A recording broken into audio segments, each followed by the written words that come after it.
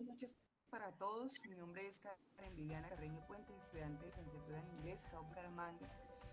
Somos el Grupo Limón. Muy buenas noches para todos. Mi nombre es Hugo García de CAU Bucaramanga y de la licenciatura en inglés. Buenas noches para todos. Yo también soy de la licenciatura de inglés del CAU Bucaramanga. Muy buenas noches para todos. Mi nombre es Miriam Juliet Riaño López de la licenciatura de Teología CAU Barranquilla. Buenas noches, mi nombre es David Fernando y soy de la licenciatura de Lengua Extranjera Inglés de la Universidad Santo Tomás de Bogotá. Muy buenas noches para todos, mi nombre es Gloria Sneda Naranjo, pertenezco al CAU Manizales y estoy viendo la licenciatura en Educación Infantil. A continuación iniciamos con el primer instrumento, que es la observación. Es una herramienta clave para poder tener una visión desde diversas perspectivas, lo que permite resolver un problema o una necesidad dentro del estudio de investigación que se inicia. Esta técnica demanda que siempre se empleen registros para que los resultados sean validados, ordenados y analizados. Asimismo, es importante que todo sea previamente diseñado. Es importante recordar que existen observaciones de carácter participativo y no participativo. La primera es la más empleada dentro de la investigación de tipo educativo y se destaca porque el investigador se involucra en el entorno para poder conocerlo desde dentro. En el caso de la observación no participativa, se recopila la información desde afuera tratando de respetar los entornos o los fenómenos que se desean estudiar. Igualmente hay dos tipos de observación, una estructurada y otra no estructurada. La primera, el investigador busca emplear diferentes elementos de apoyo para registrar lo observado, como lo son fichas, guías o capturas que permiten medir las variables. En la segunda es más espontánea, más natural, no se requieren elementos previos, se cuenta con la libertad de escoger lo que se considere relevante. Dentro de las desventajas se encuentra la percepción humana, que es altamente perceptiva, lo que quiere decir que cada uno de nosotros puede ver un fenómeno desde diferentes perspectivas.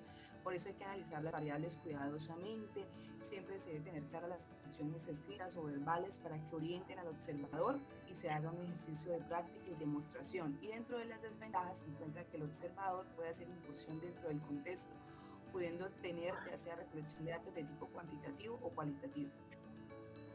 En la observación se puede obtener información de tipo cualitativa, donde se destaca la recolección de datos referentes a características o cualidades que pueden tener un fenómeno, objeto o proceso, según las cualidades de los contextos, describir y comprender los procesos. Mientras que la observación cuantitativa recoge medidas específicas sobre un objeto, fenómeno o proceso.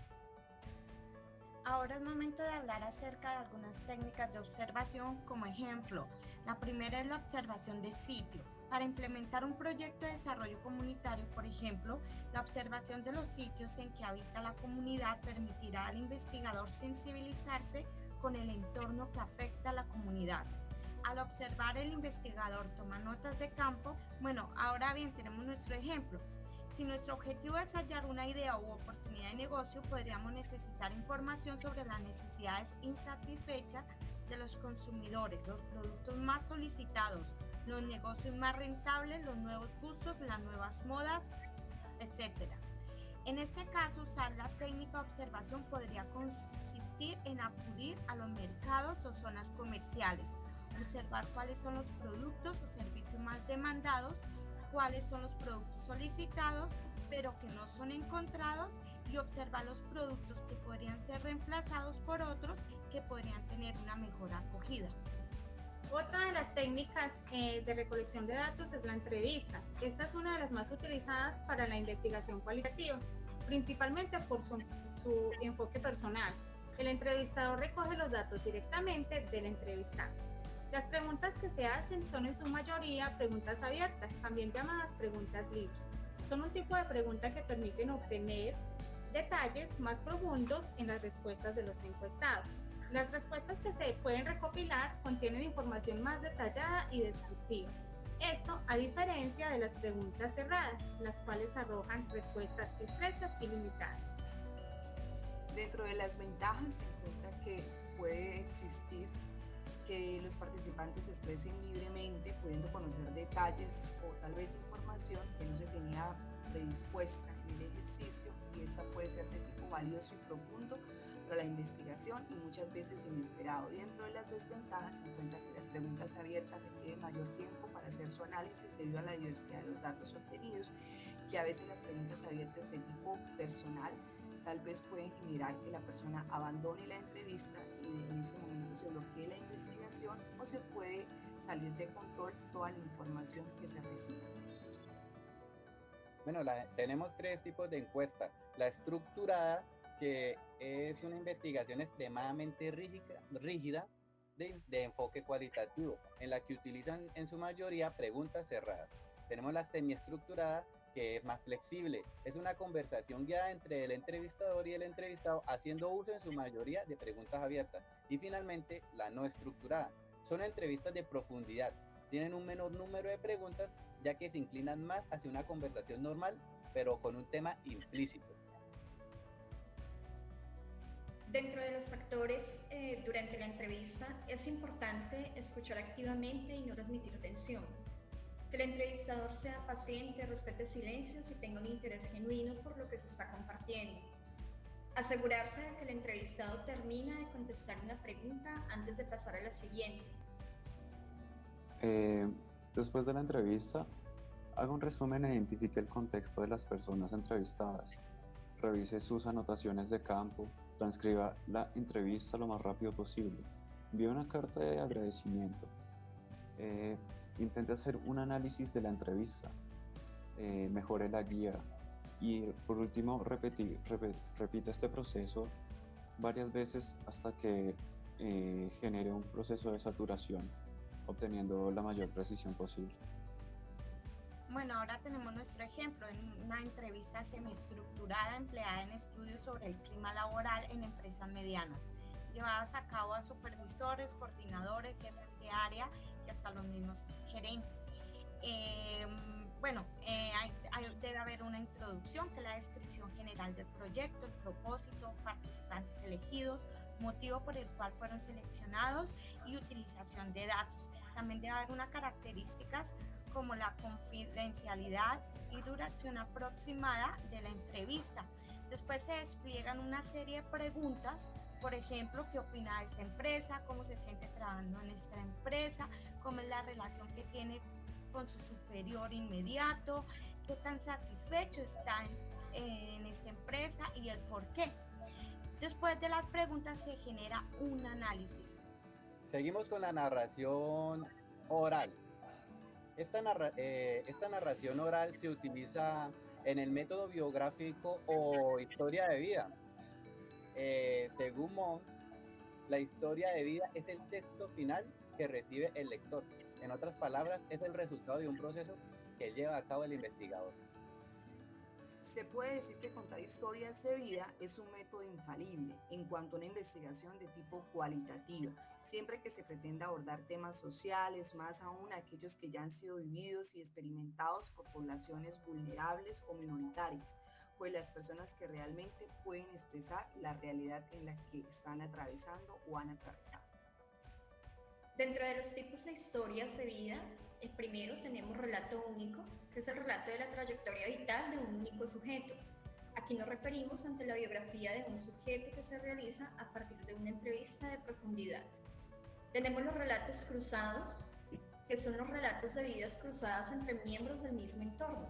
Pueden ser familiares, vecinos, compañeros de una organización, para que expliquen a varias voces una misma historia. Los relatos de las experiencias personales suelen converger hacia un punto central de interés del investigador, hacia un tema común, del que todos los sujetos han sido a la vez protagonistas y observadores. Estos permiten validar los hechos presentados por los sujetos biografiados. Están los relatos paralelos. Los relatos paralelos básicamente consisten en la narración de historias de vida de individuos con trayectorias similares o del mismo origen social. Un ejemplo de narración oral es el siguiente. Hola, mi nombre es David Cortés, tengo 27 años de edad y soy de Tumaco, Nariño. Llegó a Colombia cuando tenía 17 años y por temas de seguridad, entonces ahí empieza una historia de vida de David.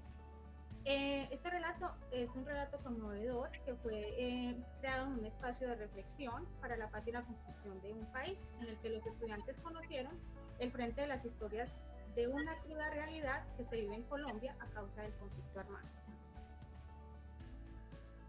Por lo tanto, el relato de David, de una víctima del conflicto que ahora estudia en la Universidad de los Andes y que corresponde a la recopilación de historias para cada uno de los casos, en los que se busque la reconstrucción de la verdad para la reparación integral. Continuamos con los cuestionarios. Los cuestionarios son una herramienta clave para recolectar información, dando a la investigación información estructurada de carácter numérico y cualitativo, dando la posibilidad de administrar información sin la presencia de un investigador en el campo de recolección y dejando al investigador únicamente el área de diseño y análisis de información recolectada. A diferencia de las entrevistas, los cuestionarios se realizan de manera no presencial. Un asistente recolecta la información y luego el investigador analiza la información recolectada. A pesar de esto, la información que se realiza a partir de cuestionarios debe seguir unos requisitos de carácter legal y ético. Si es cierto que la información se puede recolectar de manera no presencial, la información colectada puede ser de carácter sensible y puede ser interpretada como invasión a la privacidad, por lo cual el investigador debe tener en cuenta el conocimiento previo de las leyes normativas a la hora de recolectar todo tipo de información. Igualmente, en las encuestas tenemos tres tipos: estructuradas, semiestructuradas y no estructuradas, igualmente que en la anterior herramienta. Lo único es que el nivel de estructuración de una encuesta depende directamente de la magnitud de la muestra, del número de participantes y de la cantidad de preguntas en los cuestionarios. Una de las grandes ventajas que se presenta es que la cantidad se puede obtener bastantes muestras y se puede recolectar en un menor tiempo posible. Otra es que el investigador no tiene que estar presente dentro del campo de la recolección y esto le permite masificar todas las muestras, coleccionarlas y poder hacer un ejercicio estadístico con las mismas. Y una desventaja es qué tan involucrada o comprometida puede ser la comunidad en el ejercicio de la investigación, cómo se puede sentir y qué tan fluida puede ser la información. En los cuestionarios, la información recolectada puede ser de carácter cualitativo, cuantitativo o mixto. Es decir, es cualitativo y cuantitativo al mismo tiempo. El investigador deberá decidir según las características de la información almacenada y las variables de la encuesta. Si la recolección de información consta de respuestas basadas en datos numéricos y descriptivos. Según eso, las basadas en datos numéricos básicamente son cuantitativas. Podrían incluir preguntas basadas en la edad, el número de integrantes de un grupo específico, la cantidad de horas en la investigación de tareas científicas, etc. O basadas en escalas cualitativas, implementando las descripciones de emociones, sensaciones, poder, conformidad o todo tipo de sensaciones no mesurables de manera numérica.